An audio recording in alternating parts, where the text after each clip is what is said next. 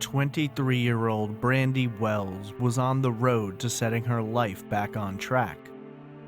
After withdrawing from college and a short-lived marriage which brought her down to San Antonio, she'd recently moved to Brownsboro, not far from her hometown of Tyler, Texas.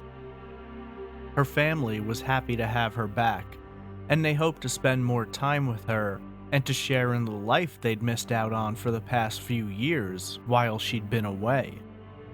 In hopes of getting the ball rolling, Brandi was going back to school to pursue a degree in education, had applied for and gotten a new job, and was feeling bright and optimistic about her future. Before both school and work would take up the majority of her time, she wanted one last night to go out, have fun, and experience life without the responsibilities of studying and following a schedule. For reasons unknown to those who loved her, Brandi elected to go to a nightclub she'd never been to before in Longview, Texas, some 45 miles away from Tyler. On Wednesday, August 2nd, 2006, Brandi walked into Graham Central Station at 10:35 p.m. and left shortly after midnight. She was never seen again. Investigators were faced with a difficult case, and their investigation would be damaged by false leads, confusing evidence, and outright errors. Through the years, multiple theories would rise to the surface about abduction, murder, and even human trafficking. Some 11.5 years later, and the fate of Brandi Wells remains unknown. What happened to Brandi? And is it possible that after all this time, she could still be out there somewhere, alive? This is Trace Evidence, Episode 50, The Vanishing of Brandi Wells.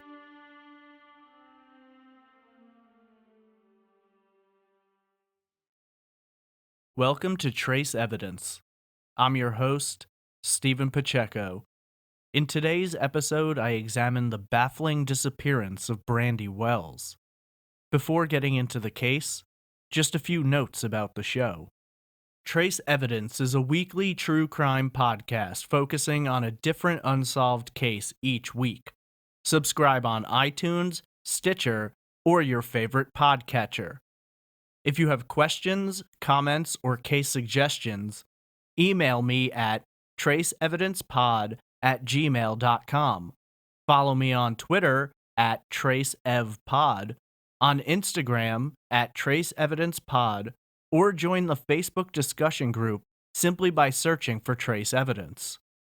You can visit the website at trace-evidence.com for full episodes, transcripts, social media links, merchandise, and much more. Trace Evidence is also on Patreon, so if you'd like to support the show, please visit patreon.com/traceevidence, where you can get rewards such as stickers, pins, and commercial-free episodes. There's also a PayPal donation link on the website for those of you who don't wish to go through Patreon. This show is a complete one-man operation, and your support is greatly appreciated. Trace Evidence is now a part of the Murderly Podcast Network. Visit murder.ly for more information and many other amazing true crime podcasts. Today I examine the August 2006 disappearance of 23-year-old Brandi Wells from Longview, Texas. It's a sad and disturbing case, hindered by confusing evidence, investigative errors, and an utter lack of probable suspects. This is episode 50, The Vanishing of Brandi Wells.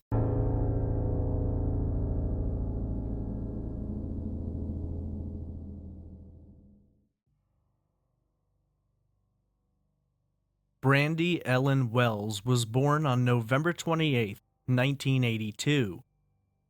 Raised by her mother, Ellen Tant, and father in Tyler, Texas, Brandi was a middle child having an older brother and later a younger sister who would be named Georgia. Brandi was raised in Tyler, Texas, the county seat of Smith County, located in central East Texas. In the early 1980s, Tyler's population was just over 70,000, though today it's closer to 110,000, showing the growth of the area over the past 30 years. Tyler covers over 50 square miles and is located 100 miles east-southeast of Dallas. Brandi had a fairly normal upbringing. Being raised under the domain of a blue-collar family, her beaming personality became apparent from a young age. Friends and family describe Brandi as having a real zest for life and an innocent fascination with all aspects of it, finding beauty in even the most simplistic of things. Brandi was extremely outgoing and loved talking to people. Her social impulse was incredibly strong, and it's been suggested that she found a comfort and joy in sharing her time with others. Brandi's mother described her as a voracious reader, frequently seen with her nose in a book. While she had a love for literature, early on in Brandi's life, two things took a hold of her heart and would remain throughout. Firstly, Brandi felt a close connection to religion and would dedicate a great deal of her free time to attending services and participating in youth group activities and events. Alongside her best friend, Janelle Midkiff, Brandi would spend a great deal of her teenage years at Bethel Baptist Church, attending their summer camp program and involving herself in all aspects of community outreach and study that was available through the church. Janelle has gone on to say that she and Brandi were the closest of friends, spending every single day together. The strength of their friendship would continue throughout Brandi's adult life, and their bond was unbreakable. Janelle has, on multiple occasions, referred to Brandi as more like her sister than her friend. Their time together at church played a role in solidifying their unity, and to Janelle, and everyone else, Brandi's love for the church was obvious. Her faith was strong, and her belief in God was an incredibly poignant light in her life through which she felt a call to help others and to contribute to her community. In conjunction with her strong religious ties, Brandi also fell in love with music at a very young age. In 6th grade, Brandi began playing the flute in her school band. Early on, she got braces and felt challenged trying to adjust, but her flute-playing ability was not hindered, and it became apparent that her determination and work ethic wouldn't allow anything to stand in her way when it came to achieving the things she desired. In addition to playing the flute, Brandi would also use her voice to express her passion for music, singing in choirs at both school and church. According to Janelle, Brandi fantasized about getting involved in the world of music, and she later said, quote, "She loved to sing. It was always kind of a dream of hers to be a country singer." End quote.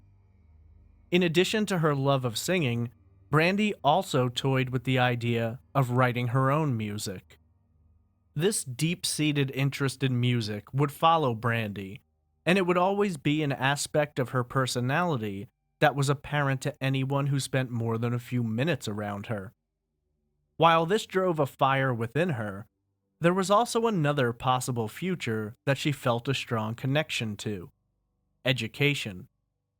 According to Ellen, Brandi's maternal grandmother had been a kindergarten teacher, and Brandi wanted to follow in her footsteps. Her own instincts and desires to assist others lent themselves well to the possibility of becoming an educator, and during her time attending Chapel Hill High School, Brandi took part in a mentors program. Through the program, Brandi and other volunteers would assist children with their reading and comprehension. Brandi found a great deal of satisfaction in helping the children, and it was clear to those around her that helping the children seemed to light her life up in a way few things had before. In addition to her work as a mentor, Brandi's high school life was divided between multiple activities. Outside of her general studies and schoolwork, Brandi was still very active in her church. Her musical interests remained as she participated in the band, as well as the chorus, and still yet another extracurricular activity grabbed her attention: the flag corps. Just as a note, I'm originally from the Northeast, and we referred to this as color guard, but from what I've seen, it's known by several different names across the country. Brandi's determination to make the flag corps ignited yet another fire in her, and may have been indicative of her own desire to rise above and be seen as a brighter light. When asked about this later, Ellen stated, quote, "I think she felt she just had to stand out a little bit more and always put herself into doing things that were grand. It wasn't enough that she was in the band. She had to be in the flag corps too." End quote.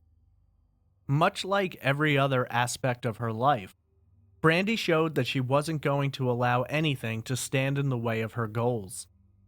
According to her mother, Brandi would practice for hours a day, and whenever she had a free moment, she would be found outside working on the routine and sharpening her skills. Brandi not only became a member of the Flag Corps, but became one of its star performers, and it was through her intelligence and skill that she would open doors for her future. As high school came to a close, Brandi earned a scholarship when she graduated from Chapel Hill in 2001. While Brandi was full of potential and had dreams of achieving so much more, some aspects of her life would lead to changes, which would ultimately send her on a long, roundabout detour. Brandi went on to college after graduating high school, during which time she lived on campus. Her mother would drive out on weekends to pick her up and bring her home, where Brandi would often be out with her friends. As Brandi made the transition into adulthood, her life became more private. While she spent time with her family, the independence she had shown as a youngster truly began to blossom, and for the most part, she was focused on living her life the way she had selected. She wasn't the type to call home a lot and discuss her daily activities, but more so shared vague descriptions of her plans and goals. Her family was proud of her, not just for the way she chose to live, but also for her determination. Her family, being blue-collar, couldn't afford to grant her the money for education, and so successfully receiving a scholarship was a sign of great pride. Ellen would later recall driving her daughter to college to try out for the scholarship. In the days and weeks leading up to it, Brandi had practiced hard to make sure to nail down every angle of her routine.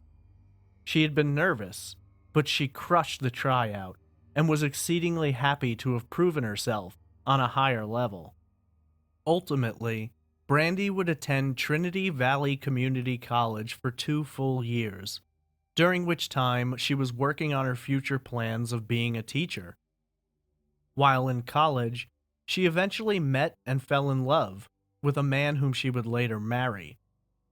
Ellen later said in an interview that, while she had hoped Brandi would finish school and solidify her future prior to getting married, she understood Brandi had a lot of love to give, and she was happy for her. Ellen herself had had children at a young age, and so she was extremely happy that Brandi had at least gotten some college under her belt before moving into marriage. Shortly after the ceremony, Brandi moved away with her husband to Dallas, 100 miles away, and during this time, her family kept in touch with her, though it wasn't constant. Life could get busy, and Brandi now had a husband and a future to build with him. As is the case for many young couples, the two quickly began to experience the difficult financial struggles that can come along with adulthood. While she wanted to finish her degree, Brandi simply couldn't afford to attend school any longer, and so she withdrew, picking up a full-time job to assist with the bills. Unfortunately, Even this move on her part wasn't enough to save her marriage, as the financial struggles were a contributing factor to the tensions in their relationship. Details regarding her marriage are slim, as are many of the details about her early life.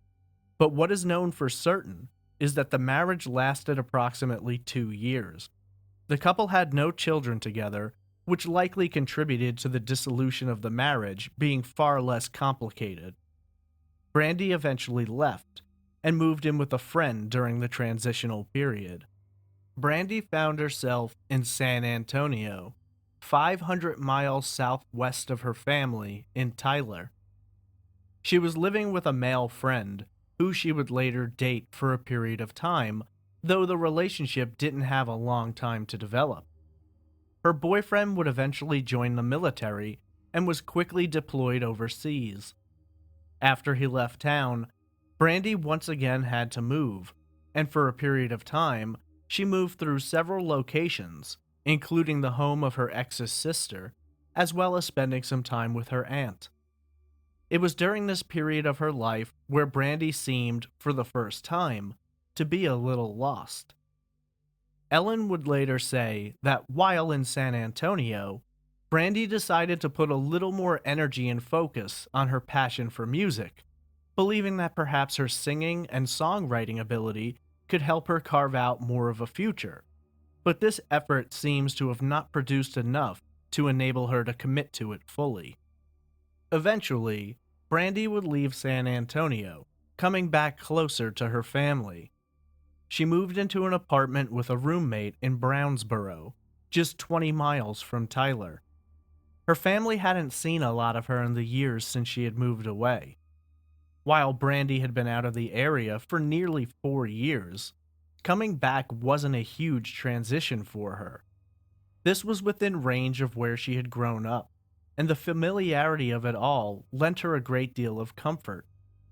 Her return to the area wasn't merely on a whim or as the result of necessity. Brandi had taken enough of a break from her dreams, and she determined that it was time to put her life back on track. It was the summer of 2006, and Brandi was now 23 years old.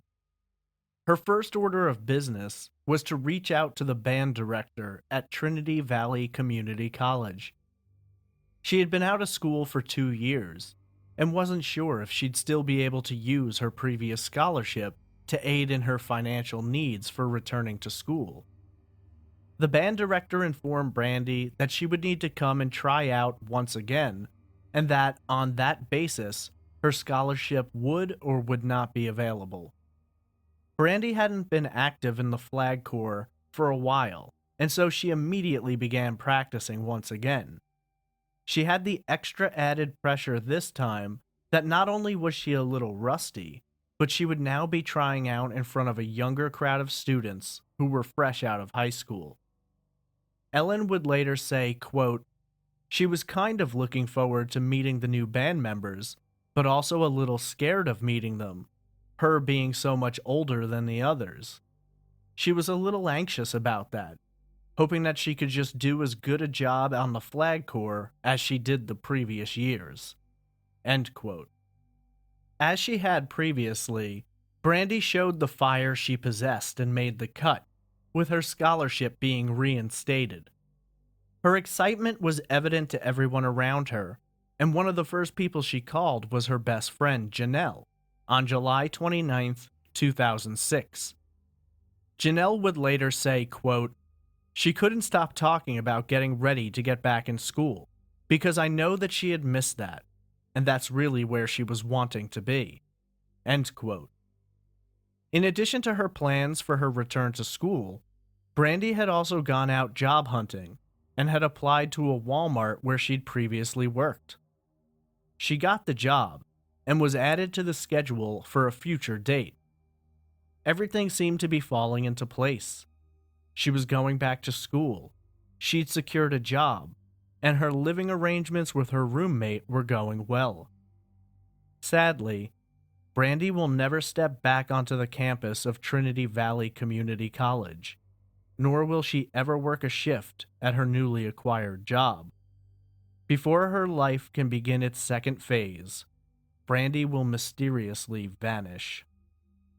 Ellen was happy to see Brandi putting her life back together, and while she may have faced a delay, she knew that her daughter could still achieve all that she dreamed of. Now that Brandi was in Brownsboro, there would be a better chance for her to spend time with her, and she hoped the two would renew their relationship and become closer. On Wednesday, August 2nd, Brandi surprised Ellen when she came walking into her apartment. When Ellen asked Brandi what she was doing there, Brandi explained that she'd come to spend some time with her. According to Ellen, shortly after arriving, Brandi walked down the hall of the two-bedroom apartment and entered her sister Georgia's bedroom. At the time, Georgia was a junior in high school, and she hadn't seen Brandi a lot in the previous years. After a while spent in the room, Brandi came back out into the living room. She had changed her clothes and was wearing a cream-colored tube top, rust-colored gaucho pants, and black strapless high-heeled sandals. She did a little spin and asked Ellen how she looked, and Ellen told her that she looked very cute. In a later interview, Ellen recounted how Brandi, as a child, was constantly changing her clothes and pursuing different looks. On this particular night, this moment shared between the two will forever burn Brandi's outfit into Ellen's memory, and this will play an important role during the course of the investigation, in terms of verifying sightings and surveillance footage. Brandi put her makeup bag down on the coffee table and told Ellen she was planning to go out to a club. She had a little time before school and work were going to begin, and all of her free time would be taken up, so she wanted to live a little before it became all work and studying. According to Ellen, Brandi explained that she was going to meet some friends for the night out. She had asked Georgia if she wanted to go with her, but her sister wasn't feeling well and declined the invitation. Locally, Wednesday night was ladies' night at a lot of clubs, and Brandi figured it was a good opportunity to have a little fun without costing an arm and a leg. Money was tight, so much so that she asked Ellen if she could borrow a few dollars for gas. Ellen explained that she didn't get paid until the next day, so she had no extra cash at that time. Brandi then requested to borrow her car, explaining that she was low on gas, but Ellen replied that she too was low on gas and had just enough to get to work and the gas station the next day. When Ellen was unable to provide Brandi with that assistance, she jokingly asked if Ellen's husband had any extra cash laying around, and Ellen responded that he didn't get paid until Friday. At this point, I want to note I wasn't able to pull up any information in regard to Brandi's biological father, but I do know that Ellen was married to a man at the time who, while not being Brandi's biological father, was as close to a father as she'd ever had. He raised her as his own, referred to her as his daughter, and she referred to him as her father. Information in that regard was unavailable in my searches, and I found that it likely wasn't relevant, and I didn't want to cause any disruption by attempting to dig into this area, as, while it likely played a role in Brandi's childhood and growth, it doesn't appear to have any true bearing on this case in particular, and I had hoped to respect the family's privacy on that issue. At this time, Brandi decided she was going to go on her way, although Ellen is still under the impression that she's going to be meeting up with friends. She wasn't sure what friends they would be, and assumes that perhaps Brandi is referring to people she'd gone to school with who were still living in the area. It's also important to note that Brandi never specified where she was going. Ellen thinks that she's going to a local club in Tyler, known as the Electric Cowboy, where she's gone many times before. What she won't find out until later, while filing a missing persons report, is that Brandi was actually planning to drive 45 minutes east of Tyler to Longview, Texas. Brandi approached Ellen, kissed her on the cheek, and walked out of the apartment at approximately 8 p.m. This would be the last time any of Brandi's family members would ever see her, but not the last time she would be seen that night. It should be noted, I've read several articles which have said that Brandi had intended to visit a pawn shop that night to get some cash, but ultimately never went and instead decided to go to the club. I can't find a source for the pawn shop angle, and Brandi's mother has never said anything about her mentioning a pawn shop, so this is speculative at best, at least in my opinion. Regardless of that detail, Brandi's first stop was not the club, but instead a nearby bowling alley which had a bar.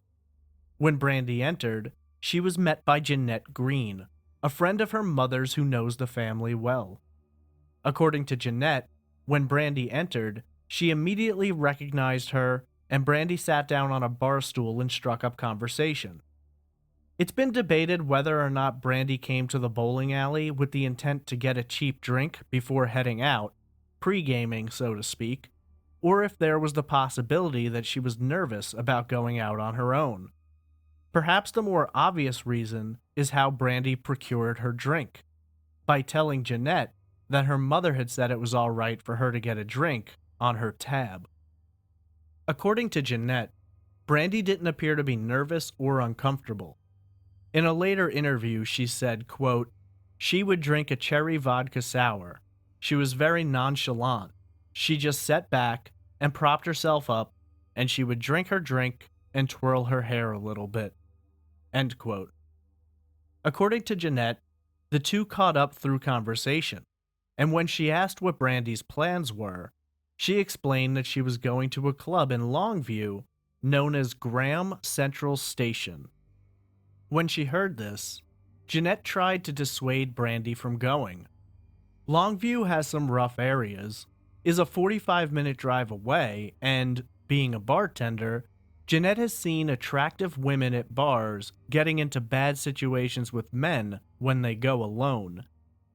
Brandi wasn't having it though, and explained to Jeanette that she'd be fine and knew how to take care of herself. For Jeanette, it wasn't just the general idea of the dangers out there in the world, but also a personal experience which pushed her to warn Brandi further. Nearly 20 years earlier, in Tyler, Texas, on Saturday, March 18, 1988, Glenda Frances Moorhead went to her job as the head waitress of El Charros at 10:15 a.m. She'd been working there for nearly 18 years, and everyone was familiar with the polite and sweet waitress.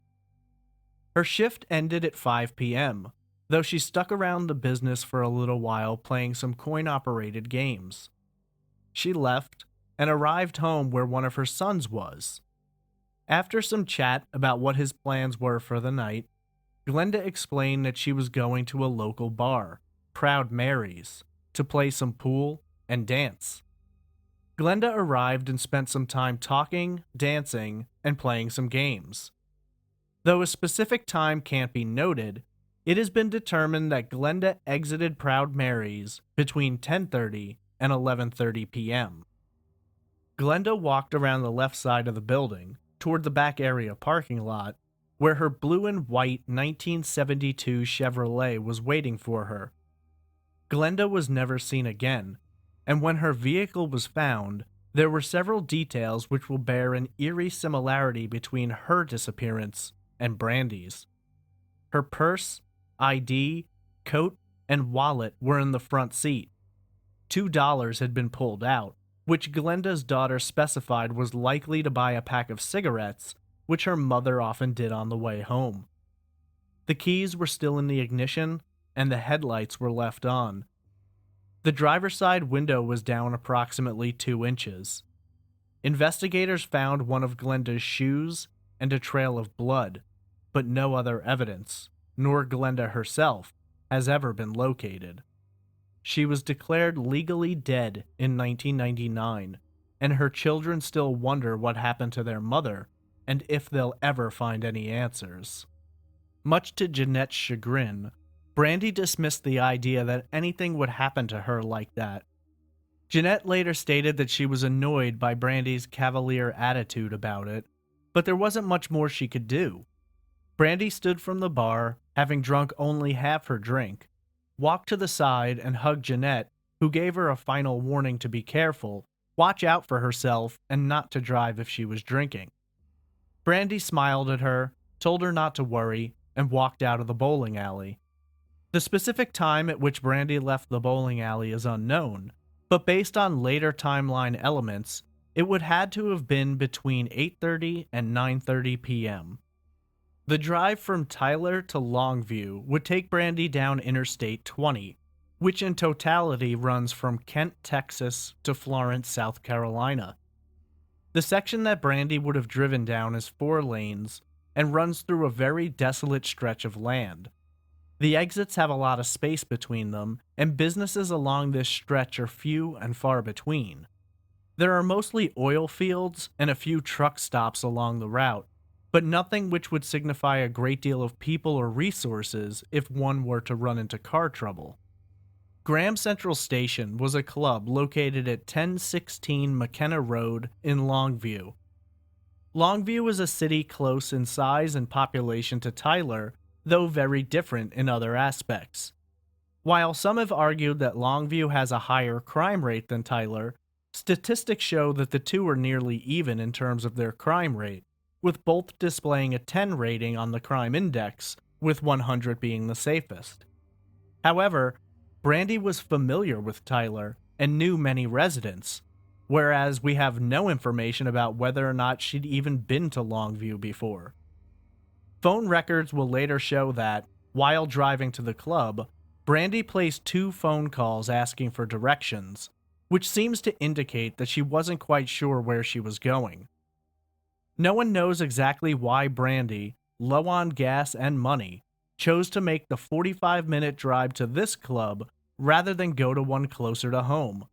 The previously mentioned Electric Cowboy in Tyler was just a few miles from her mother's apartment.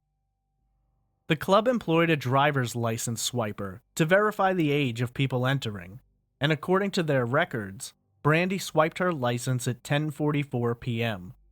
This time will be debated later, and initially will hinder the investigation. According to witnesses at the club, Brandi entered alone and stuck mostly to herself. She struck up conversation with a few people, and several of those were later tracked down by police and indicated that Brandi had mentioned she was low on gas and wasn't sure she would be able to make the drive home. It's been suggested that Brandi either directly asked or beat around the bush to multiple patrons that she needed a few dollars for gas money. It remains unclear if anyone offered to help her out, but investigators don't believe so. Brandi later exits the club, and what transpires over the next few hours has baffled investigators, friends, and family for nearly 12 years. The next morning, Thursday, August 3rd, a trooper of the Texas Department of Public Safety was driving down Interstate 20 at approximately 9:15 a.m. when he noticed an apparently abandoned vehicle on the side of the road. The vehicle is a black 2000 Pontiac Grand Prix. The trooper approaches the vehicle but sees no signs of an accident. Strangely, the driver's side door is partially open, and the vehicle doesn't appear to have been pulled purposefully to the side of the road, but more so that it may have drifted off the road and came to a stop in the weeds on an angle. It was parked off the shoulder of a westbound lane. The trooper runs the plate to check if the vehicle is stolen, but the check comes back empty, and so he approaches and places a sticker on the car window, denoting it as abandoned, and continues down the road. 15 minutes later, at 9:30, Ellen wakes up in her apartment and begins her routine for her normal day. When she enters the living room, she's surprised to see that Brandi's makeup bag is still on the coffee table, but Brandi herself is not there. Being that it's a 2-bedroom apartment, Brandi would have slept on the couch had she returned that night, but Ellen sees nothing to indicate that Brandi has come home. At first, she doesn't think much of this. Brandi's 23 years old, and she's been taking care of herself for a while. She thinks it's likely that Brandi decided to spend the night at a friend's house, but bear in mind, Ellen is still under the assumption that her daughter went to a club in Tyler, not all the way out to Longview. Ellen went to work as normal without thinking too much about it. It wasn't common for Brandi to call her and let her know of her plans, and so she has no reason to assume anything out of the ordinary has occurred. It's only later that day that things become suspicious when, in the early evening, Ellen receives a phone call from Brandi's roommate. According to him, Brandi was supposed to be home in the afternoon, but he hasn't seen her and he can't get in touch with her. Ellen explains that Brandi didn't come home the night before, and now, beginning to become a little concerned, she gets off the phone and starts calling Brandi. The calls, though, go straight to voicemail. It's highly unusual for Brandi's phone to be powered off, though Ellen does have to consider the possibility that if Brandi did spend the night with the friend, she may not have brought her charger with her. Ellen later said, quote, "You don't think she's disappeared. You just think that she's 23 years old and she will come home when she's ready. So at that time, the warning bells still were not going off loudly in my head." End quote. While concerned, but not overly so, Ellen continues making periodic calls to Brandi's phone, but the phone remains off. When she awakens the next day, on Friday, August 4th, her panic becomes dominant, and she calls Brandi's godmother, Michelle. She informs Michelle that Brandi hadn't come home, and no one has seen her since she left the apartment on Wednesday night. At this time, Michelle joins in calling Brandi's phone. Eventually, the two leave numerous voicemails which result in the phone's mailbox being filled and no longer accepting new messages. That morning, Ellen called the Tyler Police Department to file a missing persons report. Officers were dispatched to Ellen's apartment to take the report. During the interview process, while they were asking what Brandi's plans were for the night, Ellen learns, for the first time, where her daughter was going. As she's telling police that Brandi was going to the Electric Cowboy, her younger daughter walks up behind her and explains that Brandi had actually told her she was going to Graham Central Station in Longview. This detail does not please Ellen, who later says, quote, "I was pretty mad. I didn't feel that Brandi had lied to me, but I felt she had kept some important information from me." End quote.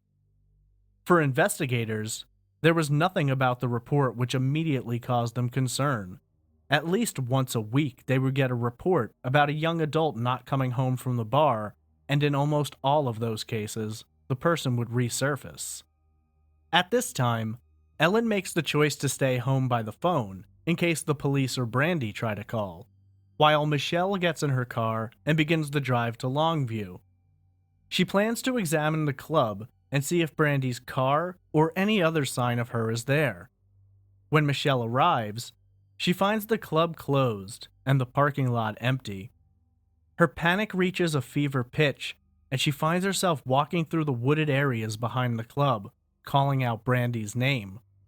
Near to the parking lot, she finds a ravine, and she climbs down into it, but there's nothing there. For the next 2 days, Brandi's family will progress from panicked to absolutely freaking out. Ellen calls the Tyler police for updates, but they have none, and in the meantime, the family begins producing missing persons flyers bearing Brandi's image and vital statistics. On Sunday, August 6th, Ellen calls the police department again, hoping for an update, and at this time she's informed that because Brandi had attended Graham Central Station, the case will need to be handled by the Longview Police Department, and Ellen will need to fill out another missing persons report. Sergeant Darren Lair has the case assigned to him, and at first, doesn't have a great deal of concern, later saying, quote, "On its face, the report itself appeared to be a fairly generic report that we get pretty regularly. Daughter came to Longview, was going to a nightclub, hasn't come home yet. Nothing's jumping out as there's a problem here." End quote. Within the next 2 days, the Longview Police Department receives a call about an abandoned car, the one the trooper had previously examined on Thursday morning. The caller states that the car has been there for days, and it looks strange and they might want to come and take a look. This time, when a trooper arrives on the scene, he again enters the plate. He gets a hit. The missing persons report to Brandi Wells indicates that this is in fact her vehicle, and it's been sitting on the side of the road for 6 days while she has been missing, and no one had previously made the connection. On Tuesday, August 8th, the Longview Police Department notifies Ellen that they've located Brandi's car. Multiple investigators arrive on the scene and begin to examine the vehicle and surrounding area. The crime scene unit goes through Brandi's car looking for evidence, and they dust for fingerprints as well as checking for fibers and any signs of foul play. Sergeant Lair later says, quote, "We're looking for hair lifts, fiber lifts, latent prints, fluid. Is there anything in the car that lets us know what was going on in that car when it stopped?" End quote. According to police reports, there are no signs of a struggle within the vehicle, though there are several items and details which appear strange. Brandi's purse was in the back seat, along with her wallet. There was no money, and Brandi didn't have any credit cards. Her ID was in the wallet. Either on the floorboard or in the console near the shifter, police also locate a cell phone and, behind the back seat, sitting on the floor is a red 1-gallon gas can. Her keys were not in the vehicle when it was found. According to Ellen, as well as Brandi's roommate, the gas can is an odd detail as Brandi wasn't known to own one, and according to Ellen, she wasn't much of a planner, and she wouldn't likely have thought ahead to have a gas can in her car in case she ran out. For some reason I can't quite understand, police have stated that they could not determine whether or not the gas can had been used. In my experience, if gas had been in there, it's going to smell pretty strongly, but this has never been explained. In addition to this, while attempting to dust for prints, they're unable to detect any on the can due to the material it's made from. Police also found a napkin in the car with a name and phone number on it, and upon closer examination, determined that the driver's seat position doesn't seem right. The seat is slid all the way back and clicked into the further position from the steering wheel, implying that someone tall had been seated there. Brandi's only 5 feet tall, and according to investigators, she would not have been able to reach the pedals from that position. They also find a partial thumbprint on the driver's side window, though that print has never been matched to anyone, and being that Brandi didn't have a record, they can't entirely rule out that the print is hers, though it is found to be odd that there are no prints inside the vehicle, which makes some wonder if it had been wiped down. Unfortunately, all of the strange details add up to something suspicious happening, but investigators also have to keep in mind that the car has been sitting there for nearly a week, and anyone could have come along and messed with it, thus contaminating their crime scene. While they consider this a possibility, they also find no evidence in the vehicle to suggest that anyone had tried to tamper with or steal it. All in all, things aren't adding up, and they're quickly becoming aware that they are not only likely dealing with a situation related to foul play, but they are days behind in the investigation. Brandi has been missing for 6 days, and her car has been there the entire time. Any head start they had hoped for is long gone. It should be noted that Longview, Texas is 64 miles west of Shreveport, Louisiana, and 40 miles east of Tyler, placing it nearly in the middle of the two.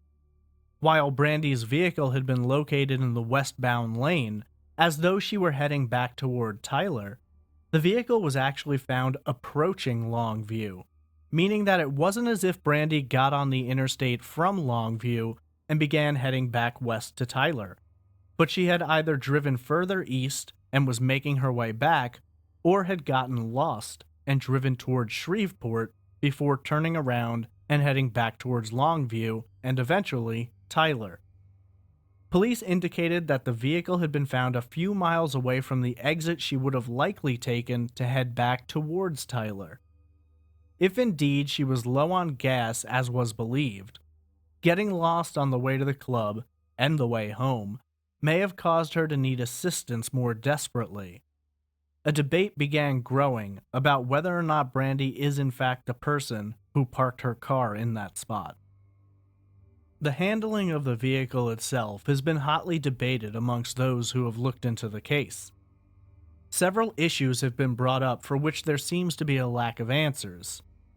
Outside of the fact that, somehow, they were unable to determine if gasoline was ever inside the container found in the back seat, there's also the question of whether or not the vehicle itself had run out of gas, leading it to be left where it was found.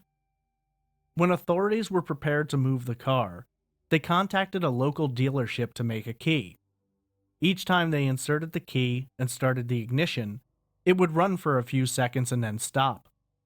Gas was put into the car under the assumption that this was the issue, but it didn't solve the problem. Whether or not the gas gauge in the dash was noted remains unknown, and since gas was put in, we know that the level in the tank was never measured directly. Days later, the vehicle was turned over to Ellen, who had the car towed to a local shop. The mechanic informed Ellen that the reason the car wouldn't stay on was not due to fuel, but because of an anti-theft device. This car would only run if the ignition key had a special chip inside of it. When the dealership had made the key, they had not included the chip, and so the vehicle turning off was doing what it was supposed to do when the chip wasn't present. Once a key with a chip was provided, the car started without issue. Due to their belief that the vehicle was low on gas, or possibly out of gas, authorities did go to the nearest gas stations and request to see surveillance footage, as well as showing Brandi's photo to employees, but no one had any memory of seeing her, and no footage seemed to show anything related to Brandi's disappearance. Investigators began searching the area around the vehicle, including on the opposite side of the interstate. Dogs were brought in, but they were unable to catch Brandi's scent. So many vehicles had gone by in the 6 days previous, as well as people walking down the road, and it had been raining, that the hopes of finding a trackable scent were low to begin with.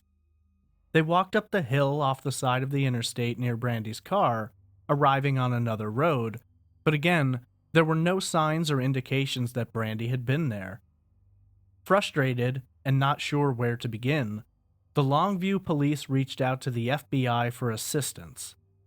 At this time, officers were dispatched to Graham Central Station to question employees and review surveillance footage, while others began calling all of the numbers in the cell phone that was found in the car, as well as placing a call to the man whose name and number was written on the napkin they discovered. Police managed to gain contact with the man from the napkin, and he was willing to answer investigators' questions. According to him, he had seen Brandi at the club the night she disappeared and approached her, striking up a conversation. He offered to buy her a drink, and she declined, and prior to ending their conversation, he'd written down his name and number and given it to her. The man also included the details that he'd heard Brandi talking about her need for gas money, though he was unaware of anyone who may have helped her out. The officers at the club spoke with employees who remembered seeing Brandi, but noted nothing out of the ordinary. It was said that she either had not drank at all that night, or may have had just a single drink. Surveillance camera footage was pulled, and using the timestamp of the license scanner, police begin by looking at the door camera in the minutes leading up to 10:44 p.m., when Brandi's license was swiped. On the footage, they spot a woman who they believe is Brandi. She is seen outside of the club talking with a man, and then inside talking to a different man. Brandi's godmother, sister, and sister-in-law say that the woman may be Brandi, but they aren't sure. The police wanted to get the footage out to the 6 o'clock news that evening, so they asked for a definite answer one way or another, and it's agreed that it could be Brandi. When the footage airs on the news that night, Ellen sees it, and immediately knows that the woman is not Brandi. The woman resembles Brandi, has blonde hair and a similar body shape, but is wearing completely different clothes from what she described to investigators. Police, though, are unsure of what to believe, feeling that the video footage is the best lead they have. They argue that Brandi may have changed her clothes, as she was prone to do, prior to arriving at the club, but Ellen doesn't buy this. She believes that, had Brandi changed her clothes, they either would have found clothing in her car, or a friend would have come forward to acknowledge Brandi having changed clothes at her place that night in preparation for the club. Although, when all is said and done, there's never been any evidence found to suggest that Brandi was actually going to the club with any friends that night. Back to the cell phone that they discovered in the car, investigators call every single name in the contacts. Strangely, some people acknowledge knowing Brandi but not knowing her location, while others state that they have no idea who Brandi is. Investigators are unsure as to why Brandi would have the numbers of people who don't know her. This is a detail which the family doesn't understand either, and they find suspicious. In the meantime, Ellen is reaching out to all media sources in hopes of getting Brandi's story out more. She contacts every television news station in Tyler, Longview, and even Shreveport. Local media runs with the story, and Brandi's image and story is plastered across the television, but no leads are stirred up, and no one comes forward with additional information. On Thursday, August 17th, just 2 weeks after Brandi was last seen, the Longview Police Department made arrangements with Ellen to bring a DNA sample to them so that they could put it in evidence in the case that they ever needed to rule out a body or future evidence against Brandi. It's during this trip that investigators show the cell phone to Ellen, and immediately upon seeing it, she tells the police that that is not Brandi's phone. Baffled now, police begin looking into the phone and come to discover that it actually belonged to the man Brandi had dated previously. When he was deployed overseas, he had to leave his cell phone behind, and Brandi apparently kept it in her possession. This means that they have been investigating and trying to track down leads using the wrong phone ever since they found it. As it turned out, Brandi's phone was on a contract with her ex-boyfriend's sister, and while law enforcement moved to file a subpoena to obtain the records, Ellen simply called the woman and asked for her to release the records to authorities. The woman not only granted police access, but she printed off the records related to Brandi's cell phone and mailed them to Ellen. The phone records show odd behavior, which immediately arouses the suspicion of investigators and of Ellen. In the days after Brandi's disappearance, there were no outbound calls made from the phone, but many inbound, mostly consisting of friends and family trying to locate Brandi. However, beginning on August 11th, some 9 days since the last time Brandi was seen, the report shows multiple calls being made over the course of several days. The calls are short, no more than 2 or 3 minutes, and there are a great deal of them. For authorities, it's a question of who is in possession of the phone, and they believe that there could be a possible link between this individual and Brandi's disappearance. In hopes of garnering further assistance in tracking down the phone and its location, they reach out to the FBI once again. During this time, investigators, as well as Ellen, begin calling all of the numbers Brandi's phone has contacted since she vanished. Of those who actually speak to them, no one admits to knowing Brandi, though most people got angry and told them not to call back. The FBI managed to track down the phone, and 2 individuals who were in possession of it were brought in for questioning. It was a man and his niece, and according to their statements, the phone was given to them by a third individual. When police managed to track down this third person, they discovered that he was known to them as someone who had been in legal trouble before. When questioned about the phone, the man claimed that he'd been walking down the street on or around August 11th when he'd heard a beeping sound. There, under a tree, he alleges that he found the phone and decided to bring it home. This statement raises questions for investigators who wonder how this uncharged phone would have maintained its battery power outside in the elements for 9 straight days. The phone was alleged to have been found in a rough part of Longview's south side. Sergeant Laird later said, quote, "It's one of those places, you gotta mean to go there to end up there. It's in a very high crime area. It is an area known for crack cocaine trafficking. It is not an area that you would have ever thought Brandi Wells would have ever been on her own." End quote. The location where the phone was supposedly found is only a few blocks away from a road which connects to Interstate 20, right at the exit where Brandi's car had been found. At this time, authorities asked the woman and her uncle if they were willing to submit to a polygraph test, which they accepted and passed. The man was offered a polygraph and declined to participate. I should note that, in an interview, Ellen stated that the man did later take a polygraph and that his answers were considered questionable, but that because he took it voluntarily, police can't reveal his identity or any information about him to the public. While he is a person of interest, his name has never been disclosed. Sergeant Lair explained, quote, "I do believe he knows more about the circumstances about what he found than he's willing to tell.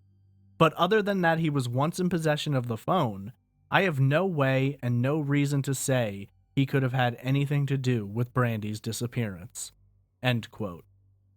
Set back to square one, with no evidence against the man who found the phone, no major leads on the case, and nowhere to go, investigators continue working the case, but any leads they may have developed dry up.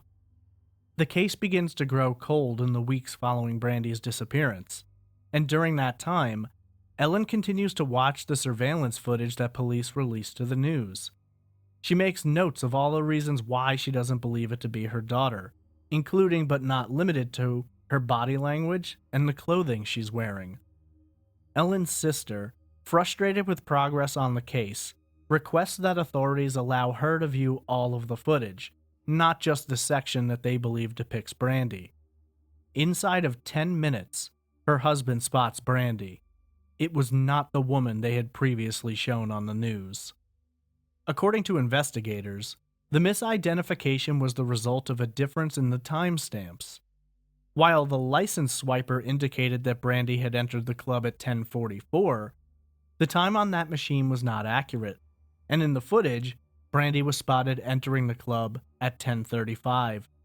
She is in fact wearing the clothing that Ellen had described since day one, and while investigators now have confirmation of Brandi, there's a growing frustration within the family. How is it possible that, in their search for Brandi, and even after Ellen said that wasn't her daughter, they hadn't gone back to watch more of the footage other than the 10:44 timestamp?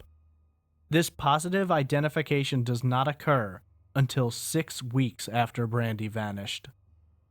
Examination of the new footage shows Brandi entering the club by herself and presenting her license. She spends time in the club by herself and eventually exits just after midnight. One hot point of contention between the family and police is the concept that Brandi left the club alone. While authorities feel that she was by herself, others have pointed out the possibility that she may have been with someone. In the final shot of the footage, Brandi walks out of the door, immediately followed by a man in a black shirt and white cowboy hat. Brandi continues walking towards the right of the camera, while the man walks left. In the final seconds of the footage, Brandi's feet can be seen in the shot. She clearly turns from her trajectory and begins heading to her left, the direction the man in the cowboy hat had gone. Some believe that this man called out her name or waved her over, while others believe Brandi may have been going towards someone else, and still others believe that Brandi had simply walked the wrong direction and then realized her car was the other way. The man in the cowboy hat has been debated back and forth as a possible suspect for a long time, but as far as the public is aware, law enforcement does not consider him a suspect, even though there has never been anything shown to indicate that they ever tracked him down or even spoke to him. It was during this period following the verification of Brandi's identification in the video that the rift between the family and the police department began to grow wider.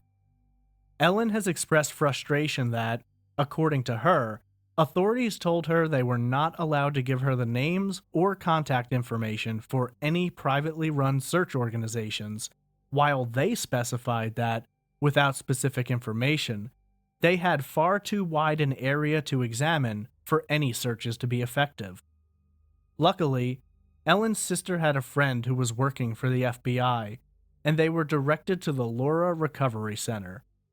The Laura Recovery Center was founded by Bob Smither after the abduction and murder of his 12-year-old daughter from Friendswood, Texas, in April of 1997.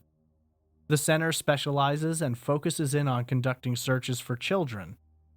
In Brandi's case, she was 23 years old, but due to the fact that she was enrolled in college, and because of the failure of law enforcement to contribute much to search efforts, the center agreed to take on the case. Representatives from the center aided in the production and distribution of additional flyers in Brandi's case, and on September 26, 2006, they conducted the first of their searches. The initial search began in an area surrounding the nightclub, and Longview itself was divided into different quadrants. The club is surrounded by wooded areas and back roads, with difficult terrain that could offer many different possible locations for concealing a body. They began searching in a radius around the club and slowly worked their way further out. The search brought in hundreds of local volunteers, members of the center, and even law enforcement. The search team employed four-wheelers, horses, and cadaver dogs. Ultimately, their plan is to expand the radius and cover all areas between the nightclub and the location at which Brandi's car was discovered. While search efforts were highly skilled and dedicated, nothing was found. The failure of search teams to discover anything is saddening to the family and to Brandi's friends, but at the same time, it allows them to keep hope alive that Brandi may still be alive, somewhere out there. On October 6, 2006, Ellen would face the grim possibility that Brandi may have been murdered. A citizen called police and notified them of a fire burning in an oil field 11 miles from Longview, in the town of Kilgore. When responders arrived at the scene, it was discovered that the fire was actually a body which had been set aflame. Due to extensive damage from the flames, the appearance of the victim couldn't be determined, though examination of the remains determined that it was the body of a white or possibly Hispanic female between the ages of 17 and 25. It should be noted some sources note the date of this discovery as being October 29th, but I found no explanation for this discrepancy. Along with the remains, investigators discovered a purple sweater and a pair of jeans, as well as $40 in the pockets. The victim was described as weighing between 100 and 120 pounds, standing between 5'3" and 5'5" inches tall. Her hair was thought to be reddish blonde or possibly blonde with red highlights. A gas can was found at the scene, and further examination discovered semen, indicating that the victim had been raped. Due to extensive damage from the fire, the unidentified woman's face was reconstructed using clay, as well as being done in a police sketch, and the National Center for Missing and Exploited Children released a digital composite later. When Ellen saw the clay reconstruction on the news, she couldn't help but see a resemblance to Brandi. Through the use of a DNA comparison, authorities were able to rule out Brandi as being the victim, who has since been given the name of the Lavender Doe. She remains unidentified to this day, and there is one suspect in her case, Joseph Wayne Burnett, a convicted sex offender who denies any involvement. While the discovery had shaken the family up, they were relieved to know that the remains hadn't been those of Brandi. At the same time, they were back to having no idea of what could possibly have happened to her. During this time, Brandi's family held a memorial for her in a local park, in hopes of stirring up interest and getting more attention, as well as in hopes of finding some comfort in celebrating her life. It was during this time that they saw a woman who had previously alleged to have spent time with Brandi in the club that night. According to this woman, she and Brandi had met at the club and got to talking. During their conversation, a Hispanic man is alleged to have been following them around and making them uncomfortable. The woman would go on to say that she and Brandi actually went to the bathroom together in hopes of losing the man. However, when she was asked to bring her story to authorities, she explained that she didn't wish to get involved to that level. As the holidays began approaching, Brandi's 24th birthday would occur on November 28, 2006. Ellen reached out to the Laura Recovery Center again, and in late November they conducted a second search. This time, though, resources were far more limited. A child had gone missing, and so much of the team was involved in that search, and local interest in Brandi's case seemed to be dwindling. Again, nothing was located. In January of 2007, Ellen got in contact with Texas EquiSearch, who agreed to launch a third search for her. Much like the second search, though, resources were limited due to the disappearance of another child, and local volunteers were simply not present. Due to the restraint of resources and lack of volunteers, that third search was conducted by only 5 people, including 2 representatives of Texas EquiSearch, Ellen, her husband, and her daughter Georgia. After the January search, Brandi's case began growing even colder. Days turned to weeks, weeks to months, and months to years. It wouldn't be until over a year after Brandi's disappearance that there were any new developments in the case. Over 1,000 miles away, in Raleigh, North Carolina, an unknown woman applied for a job. While filling out her job application, she provided a local address, and when asked for her social security number, the one she provided belonged to Brandi Wells. The number came back as a hit on a missing person, and local police were notified. They visited the business, were given the application, and proceeded to the address listed on the paperwork. Upon arriving, they found the location to be an apartment complex. They knocked on the door and were greeted by an ex-military man who had only recently returned from active service. When shown the application and asked about the name of the person listed, he had no knowledge of or connection to her. The man was also shown images of Brandi, though he reported having no knowledge of who she was either. The woman who filled out the application has never been identified, and by what method she came in possession of Brandi's social security number remains unknown.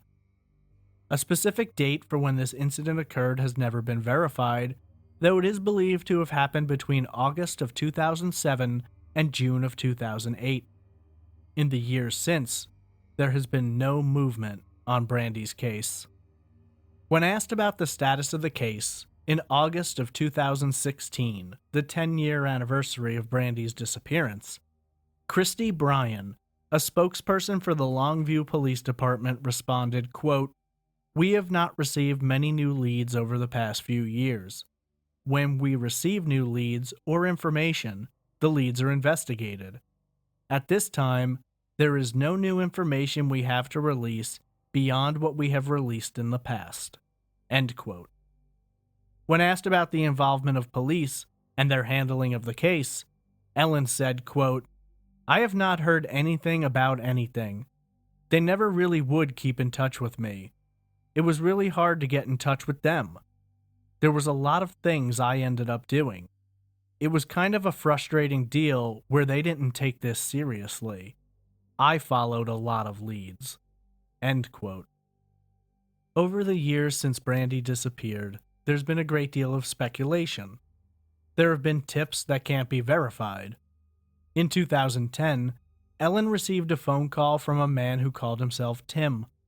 He stated that Brandi was alive and living in Kansas City, though he immediately hung up and has never called back. It wasn't until later that Ellen became aware of how active human trafficking is in her area, with Tyler and Longview having several slave rings operating there over the years. Despite all of the effort put forward by the family over these years, Brandi's case has fallen out of the spotlight, and for the locals, many have moved on or have simply never heard about it. The amount of people on forums who live in that area and have never heard about Brandi's case is both shocking and heartbreaking. There are essentially 3 theories revolving around the disappearance of Brandi Wells. The first theory suggests that Brandi may have been abducted by someone she knew, or perhaps someone she thought she knew. Many believe that when Brandi made plans to go to Graham Central Station in Longview, it was not because she wanted to drive that far, but perhaps she had made arrangements to meet someone there, be it a friend or perhaps a romantic interest. The second theory follows the thought process that Brandi's disappearance may be completely related to a stranger abduction situation. Many believe that Brandi either met someone at the club that night, was followed by someone after leaving, or perhaps was approached by someone pretending to be a good Samaritan after she may have run out of gas. Many believe that whoever was responsible for Brandi's disappearance likely didn't know her, and the act itself may have been completely done at random by a predator. The third and final theory is that Brandi's disappearance is tied into the possibility that she may have been abducted with the intent of moving her into human trafficking. The area from which she disappeared is known to have human trafficking rings and is not uncommon for individuals working in this line to go to nightclubs in hopes of finding single women there by themselves who may become easy targets. So much has changed in the nearly 12 years since Brandi Wells walked out of her mother's apartment, never to return. The grief her family has dealt with has been devastating, and while they move forward, it's impossible for something that heartbreaking to not cause irreparable damage. Ellen and her husband eventually separated, both dealing with their grief in their own way, and unable to come to terms with Brandi's disappearance. When Brandi vanished, she had 2 nieces, both babies at the time. Now they're becoming teenagers, and they never got to know their aunt, nor spend time with her. Another niece and nephew have been born since. Brandi's paternal grandparents, to whom she was very close, have passed away, as has Ellen's brother, Brandi's uncle, and throughout all of these events, both joyful and tragic, Brandi's absence has been felt deeply. Brandi Ellen Wells was 23 years old when she vanished on August 2, 2006. At the time of her disappearance, she was described as being a Caucasian female with brown hair and brown eyes, standing between 4'11" and 5 feet tall, weighing approximately 120 to 130 pounds.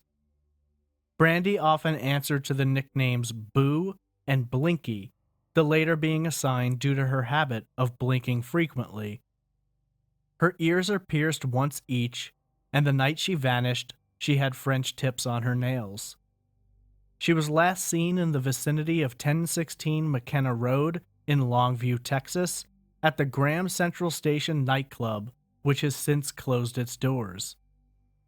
Brandi drove a black 2000 Pontiac Grand Prix with the license plate J50ZTD, which was discovered on the westbound shoulder of I-20 just outside of Longview.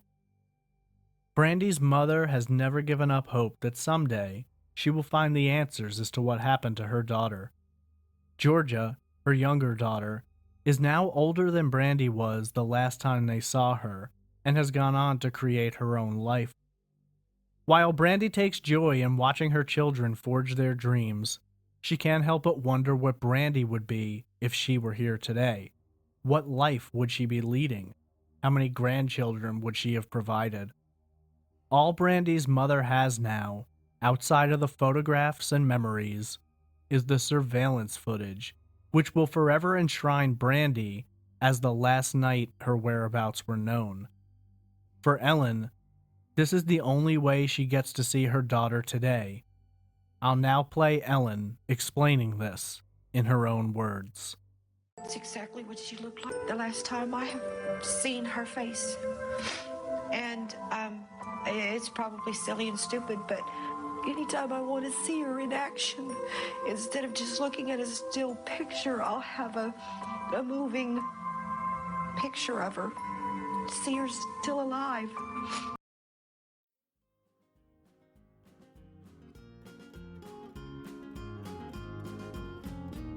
Hi, true crime fans. I'm Erin. And I'm Shay. We host All Crime No Cattle, a conversational podcast which focuses on true crime stories from the Lone Star State. We strive to bring you a balanced and well-researched story about Texas cases big and small. We do the research so you don't have to. We also end every episode with a good news story, just to remind everyone that real life isn't quite as depressing as true crime can make it out to be. New episodes drop every Thursday, and you can find us wherever you listen to your favorite podcasts. All Crime No Cattle, because crime is bigger in Texas, y'all. Brandi Wells' case is an incredibly heartbreaking and sad story. A young woman working to put her life back in order with dreams of giving back and becoming a teacher decides to go out for one last night of fun before buckling down for the business at hand. It was on this night that she would go out to a club and never return home. What factors led to her disappearance have been hotly debated, speculated about, and discussed, but no one has yet been able to connect the dots and find an answer. In the meantime, those who knew and loved Brandi are left wondering what became of her. And while part of the grieving process includes having to possibly accept the difficult reality that they may never see her again, there's still a fragment of hope which remains that the answers may be found, and possibly even Brandi too. I chose this case based on a couple of different factors, and before getting into the theories, I wanted to address them. Many of you have watched the television series Disappeared, from which I pulled that clip of Brandi's mother, Ellen. Brandi Wells' case was the first ever episode of that show. It originally aired on December 10th, 2009, and over 8 years later, information and evidence regarding this case remains as it was all those years ago. So many episodes of Disappeared have been resolved, though clearly not all. But Brandi's case has always been one of those that haunts me the most. I remember watching it when it originally aired, and I was surprised to find that when I viewed it again in preparation for this episode, it broke my heart even more than it had previously. Disappeared represents the peak of the coverage on this case, and over all these years, Brandi's family has fought to keep her name in the spotlight, but sadly, it's begun to fade from public knowledge. News articles are few and far between. Internet forums discuss the case, but not to the extent that many others are discussed. It seemed apparent that someone in the area has the answers as to what exactly happened to Brandi, but through mistakes by investigators, mistaken identity, and all manner of misfortune, a case which seems solvable has gone incredibly cold. One other reason I chose this case is my personal connection to it. No, I didn't know Brandi, I wasn't in Texas, and I never met anyone in her family. Brandi's birthday was November 28th, 1982, one day before my own. I couldn't help but think about that fact during my research. How many things have I done in my life since she vanished? How many failures and successes have I experienced? No matter how good or bad, how right or wrong, I had the opportunity to experience these things. An opportunity she was never granted. It puts things in perspective sometimes, and while I try my best to make the victims the focus of my episodes, coincidences such as these can serve as little reminders of the opportunities in life I've had that others have had stolen from them. With that said, let's take a look at the theories in regard to Brandi's disappearance. With very little evidence available, and that evidence which does exist pointing in no specific direction, 3 essential theories have been developed over the past 11 years. The first of these theories examines the possibility that Brandi's disappearance may be tied to either someone she knew in her personal life or someone she had recently met and was planning to get to know. There are a lot of different factors involved with this story, and in order to examine them all appropriately, it's important to look at Brandi's life as a whole. She grew up in Tyler, Texas. She lived over the course of her life in San Antonio, Dallas, and Brownsboro, covering a fairly wide area around the state. She had been married for 2 years, had dated men afterward, and had maintained connections with friends from her hometown and abroad. Suffice it to say, Brandi likely interacted with a large amount of people in the years leading up to her disappearance, and any of them could have played a role. Names which have been bandied about over the years have, for the most part, been ruled out. Her ex-husband, roommate, and ex-boyfriend, all of these men have been cleared and weren't known to be in the area at the time Brandi vanished. In fact, the one detail which seems to make it most unlikely that Brandi may have been abducted or attacked by someone she knew was her secrecy about the night she vanished. From everything I've looked at, there were only 3 people who knew that Brandi was going to Graham Central Station in Longview that night: her sister, her godmother, and Jeanette Green, the bartender at the bowling alley, the latter of whom only found out within an hour of Brandi planning to head that way. There remains the possibility that Brandi could have told someone else, or tried to make arrangements with others. The fact that she told Ellen that she was meeting friends there does seem odd, especially since surveillance footage shows her being alone. She didn't tell Ellen where she was going, so why lie about meeting people also? That's a curious detail in and of itself, but many have wondered if it was possible that Brandi had intended to meet someone there. On her way to the club, she had to call for directions, twice. This was obviously not someplace she was familiar with, and considering that it was a 45-minute drive and she was low on gas, I find it hard to believe she'd have gone all the way out there unless there was some specific reason she needed to be at that particular location.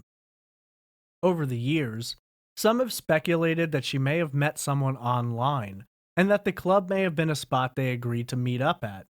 This is an interesting possibility, but it's been said that her computer and phone were examined and that there was nothing to indicate that she'd made plans with anyone. Even her phone activity that night shows her calling the club, but no one else. Were she planning to meet someone and she'd gotten lost, you'd have to assume that she may have placed a call or even sent a text explaining that she was going to be late. She may have even asked that person for directions rather than calling the club directly, but it's all speculative at this time. Surveillance footage doesn't show Brandi, at least in the club, with anyone else, and multiple patrons and employees specified to investigators that she was clearly there alone. While there remains a possibility that Brandi may have met up with someone, perhaps who she knew prior to this night, or who she may have been making arrangements to meet for the first time, both investigators and the family believe that this would have had to have been planned out and premeditated, as there was only a handful of people who knew Brandi's destination, making it unlikely that someone could have simply come upon her and used their relationship as a means to trick her into being abducted. In addition to that, there were no motives discovered as to why someone Brandi knew would have planned to do this to her. She didn't have a bad reputation, she wasn't on anyone's bad side, and she'd only returned to the area recently. There is a slim possibility that a scenario could have played out involving someone Brandi knew, but without further information, it's difficult to bank on. The second theory in this case suggests that Brandi may have been abducted by a total stranger. For investigators, this seemed more likely than a situation dealing with someone she knew, for multiple reasons. Firstly, she was at the club alone, and could have run into almost anyone who may have had bad intentions that night. Secondly, the location at which her car was found and the situation involving her gas level may have opened her up to the possibility that someone posing as being helpful could have gained Brandi's trust enough to have abducted her. Going from the first angle, there are 3 individuals related to the club itself who may have had some connection with Brandi's disappearance. Firstly, there's the man who claims he offered to buy her a drink. She turned him down, and then he gave her his number and name on a napkin. I never really understood this because if I'm out at a bar and I offer to buy a woman a drink and she says no, it usually doesn't go beyond that point. It's possible she dismissed the drink not out of a lack of interest, but because she wasn't much of a drinker, but without specifics, it's hard to say. In addition to this, he stated that she mentioned needing money for gas. If you were willing to buy her a drink, why wouldn't you be willing to give her a few dollars for gas instead? Probably a good way to ensure she actually calls you.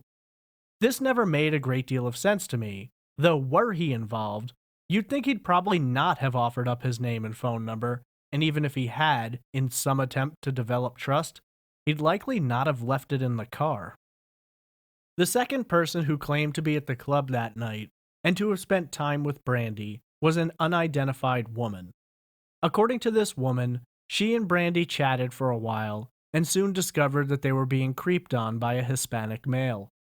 She went on to further explain that she and Brandi went to the women's room together in hopes that the man would lose interest or lose track of them. There aren't a great amount of details about this woman, or much if anything to verify her story. I would have to believe that were Brandi seen socializing with this woman in the surveillance footage, police would have spoken to her, or at least tried to track her down. Of course, I don't know how many cameras were in the club. There was definitely one outside the entrance and one mounted above the bar. So while it's possible this woman's story could be true, it's mind-boggling why she wouldn't want to get involved. She supposedly told Brandi's mother about this experience but refused to speak with police. Others, who claimed to know the woman, said that she wasn't mentally stable and often made things up. It's impossible to know what is or is not true, but were it me, I'd have given this woman's information to police and implored them to question her. Of course, there's no way to guarantee that she's going to tell the truth either way. Whether or not she played a role in Brandi's disappearance, or saw something that frightened her into silence, seems unlikely, but again, we simply have no way of knowing. The third person that night, who many have speculated about, is the man who exits the club immediately after Brandi and is dressed in a dark shirt and white cowboy hat. We literally have no information about this man, and even the camera angle which shows him is mounted up on the wall, meaning that, for the most part, much of his face is obscured by the brim of his hat. In the security camera footage, Brandi heads towards the right while this man heads left. As has been noted previously, when only Brandi's feet are visible at the top of the frame, we can see that she turns left as well. Many have speculated as to why, but for those who view this man as a possible suspect, they believe that the man either called out to Brandi or in some other fashion got her attention, and that her turn to the left signifies that she was either going towards him or at a minimum may have been speaking to him. It's truly difficult to say, as it's just as plausible that Brandi walked towards the right only to realize her car was parked towards the left. While this person is certainly someone worth looking into, there's little if anything to designate him as being involved. But whether or not he saw anything suspicious that night, which could be helpful to the investigation, also remains unknown. Outside of the club and its patrons, there's a seemingly endless number of possibilities. The closest thing I've ever seen to a legitimate theory from investigators is the possibility that Brandi was either followed from the club that night, at which point she experienced car trouble and the person following her used that as an opportunity to strike, or when she ran into car trouble, someone driving by used it as an opening to abduct her. It isn't hard to imagine that someone could have stopped that night and offered Brandi some help when she pulled over to the side of the road. If she were out of gas, as some have speculated, this may explain the presence of the gas can in her car. Both Brandi's mother and roommate said that they didn't believe the can belonged to her, so it isn't hard to imagine that someone could have offered her the can or offered her a ride to the nearest gas station to fill it up. We know Brandi didn't have money for gas, so this person could have offered to pay for it and may even have told her that he or she would go fill this container and bring it back to her. This may have been enough to have established trust with Brandi so that, upon returning, she may have stepped out of the vehicle or had the door unlocked or window down enough for someone to have grabbed her and initiated an abduction. Frankly, there are so many possibilities when it comes to someone passing by, it's incredibly difficult to determine what may or may not have happened. From a local who was involved in criminal activities to a trucker driving by who may have committed similar crimes around the country along his or her route. For me, though, the idea that this crime occurred on the side of the road simply doesn't make sense for a few reasons.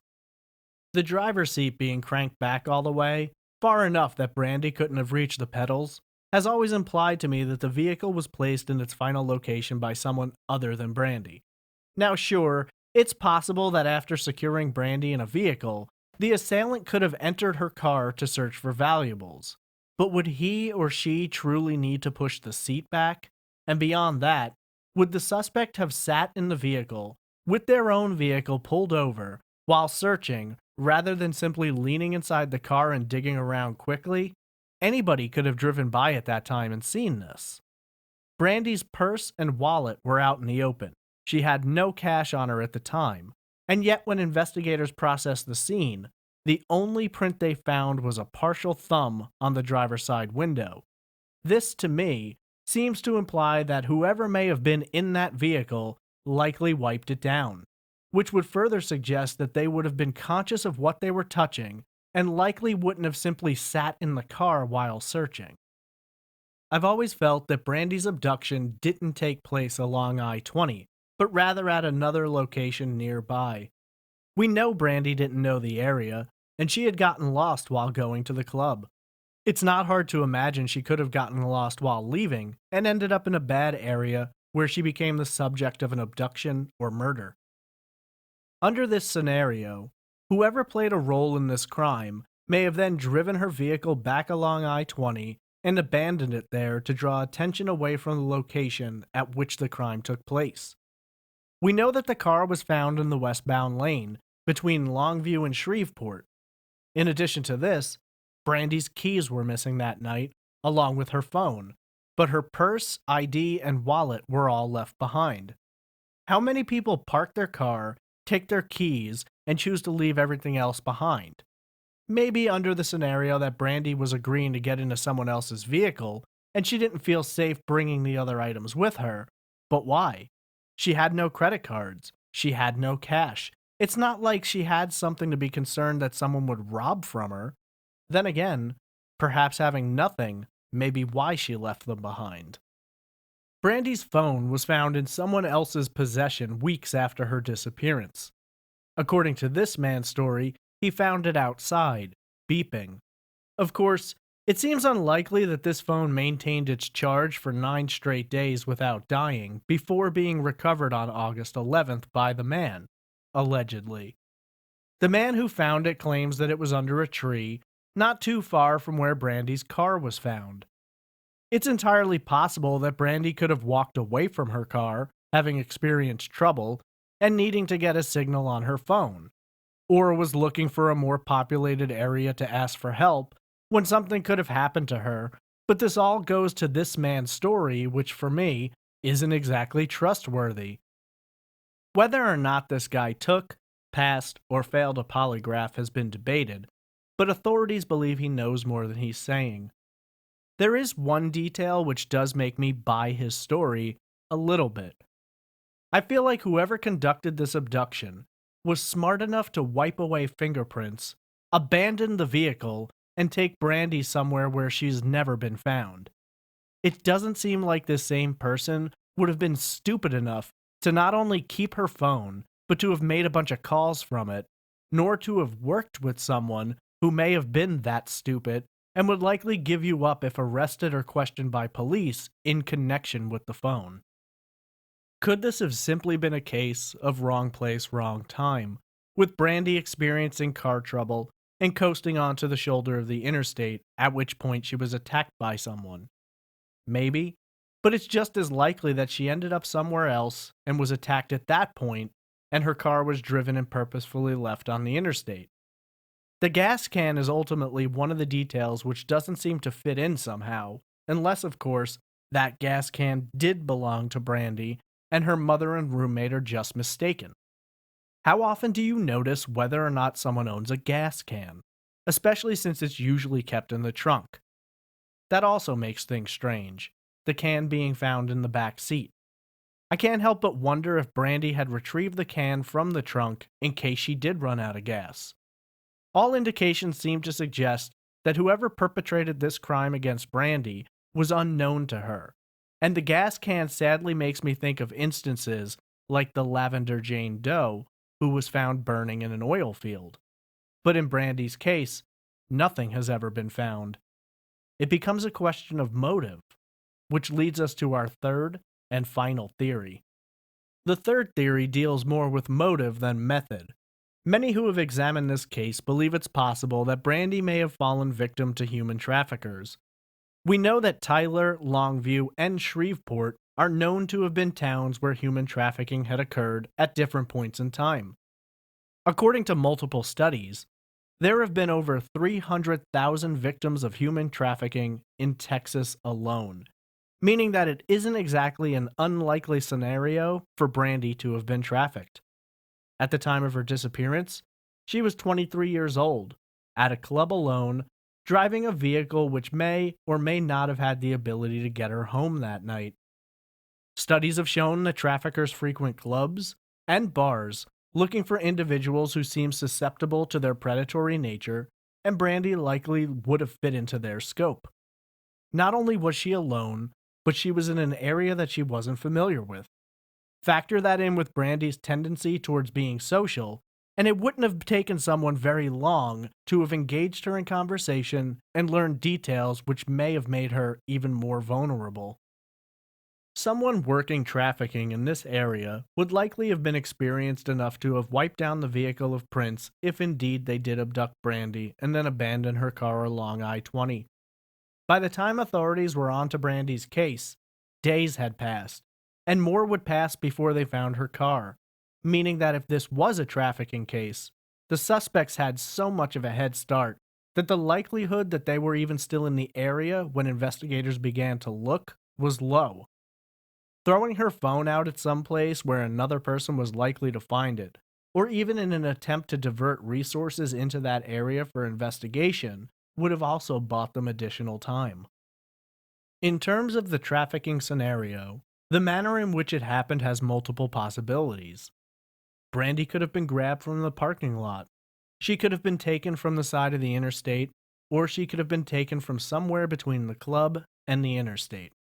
It's not impossible to imagine someone could have followed Brandi from the club with the intent of abducting her, or perhaps even gotten her attention under the guise of asking a question or for directions, and Brandi's caring nature and desire to help others would have opened her up to the risk of being taken advantage of while trying to assist. Once in the possession of a trafficker, Brandi's whereabouts could be almost anywhere.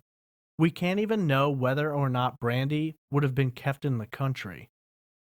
One key piece of information in this investigation was the use of Brandi's social security number in the years after her disappearance. While this could have been a simple case of identity theft being used so that someone could obtain a job, it doesn't seem like the person would have known much about Brandi when filling out the application. If indeed they knew she was a missing person, it wouldn't be wise to employ her social security number, knowing that they would then draw attention to themselves.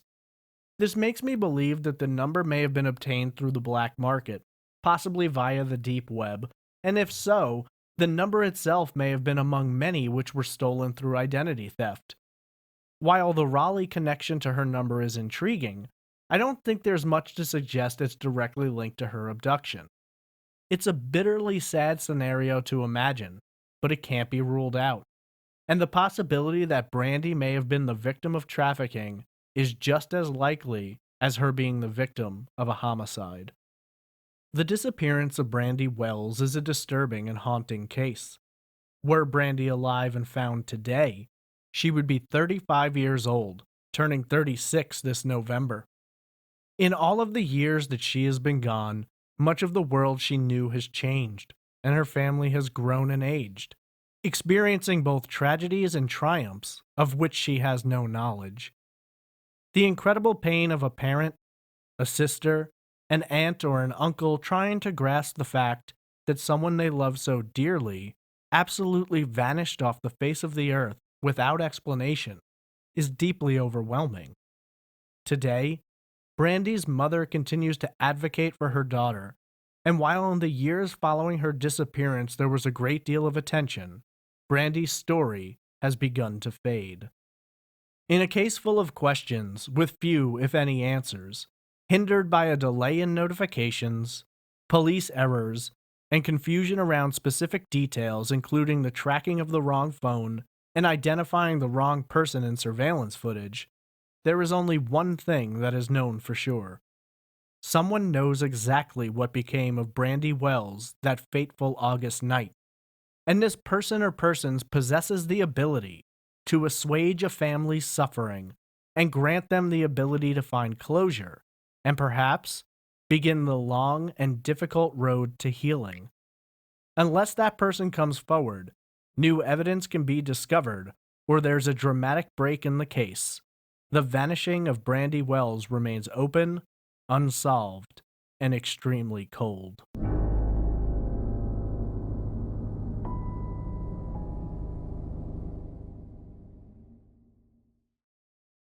If you're looking for more information about the vanishing of Brandi Wells, there are a few forums and newspaper articles available.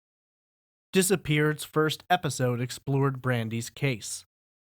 The podcast Unfound conducted a thorough and long interview with Brandi's mother, which was a vital tool in clarifying information for this episode, and I highly recommend that you check it out.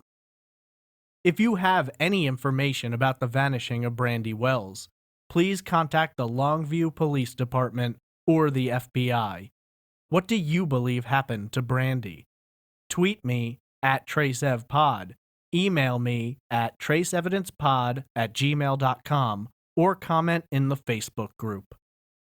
If you enjoyed this episode, please rate and review the show on iTunes, Stitcher, or whatever podcast app you're using. For more information about other cases, transcripts, media, and more, please visit the website at trace-evidence.com. I want to thank you for listening to this episode, and I hope you'll join me next week for another unsolved case on the next episode of Trace Evidence. I'm going to leave you with a promo for one of my favorite podcasts out there, Pretend Radio. At the heart of every crime, there's a lie. In order to do this job well, you're going to have to learn to lie. But you're going to have to remember who you're lying to and when to lie and when not to lie. But a lie is only powerful if you choose to believe it. It all came out. All the story came out. It turned out he had 2 wives and 5 fiancés. That he wasn't marrying women because he loved them. He was actively impregnating women to rip them off for money, me being one of them. So why do we fall for it every time? My father told me at a young age, he says, Carl, the 2 easiest things to sell anybody, anything that'll improve their looks and anything that'll make them money. And that's what you want to sell. Pretend Radio is a documentary podcast about people pretending to be someone else. I interview real con artists, snake oil salesmen, and former cult members. Anyone living a lie. Search for Pretend Radio wherever you get your podcasts.